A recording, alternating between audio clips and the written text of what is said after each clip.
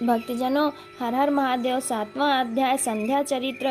ब्रह्मा जी बोले, हे मुनि, अब संध्या वहां से उठकर मेघातिथि के यज्ञ में पहुंची, जहां उसके तप और शिव जी के आशीर्वाद से उसे किसी ने नहीं देखा।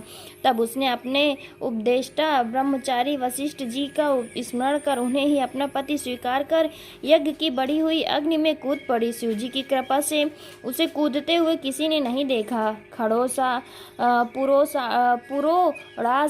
पुरोड़ास हाथ से के समान उसका शरीर तत्क्षण भस्म हो गया।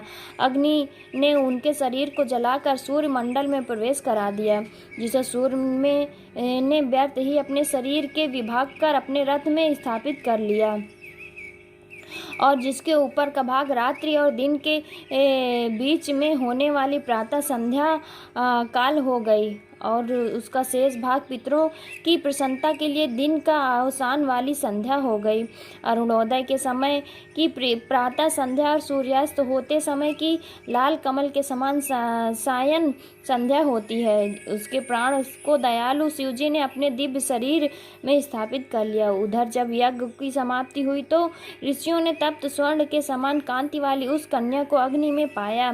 उसे मेघातिथि ने प्रसन्नता से यज्ञ के लिए विधिवत स्नान कर अच्छी तरह गोद में लिया। उसका नाम अरुंधति रखा। मुनि ने उसे अपनी एक निधि मानी। शिष्यों सहित उसका अपने आश्रम में पालन करने लगे। जब वो 5 वर्ष की हुई तो ब्रह्मा, विष्णु और महेश ने आकर ब्रह्मपुत्र वशिष्ठ के साथ उसका विवाह करा दिया। उसके विवाह में बड़े उत्सव हुए। उसी समय ब्रह्मा, विष्णु और महेश के हाथ से पवित्र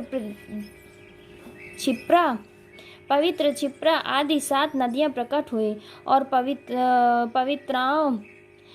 पतिव्रताओं में श्रेष्ठ महापतिव्रता मेघातिथि की पुत्री अरुंधति को वशिष्ठ जी के द्वारा रमण करने से 7 पादी आदि श्रेष्ठ पुत्र उत्पन्न हुए। हे मुनियों, तुम्हारे लिए ये परम पवित्र और सर्व काम फलदायक संध्या का चरित्र मैंने वर्णन किया, जिसे सुनकर स्त्री हो या पुरुष सभी अपने मनोरथ को प्राप्त करेंगे, इसमें कोई संदेह नहीं।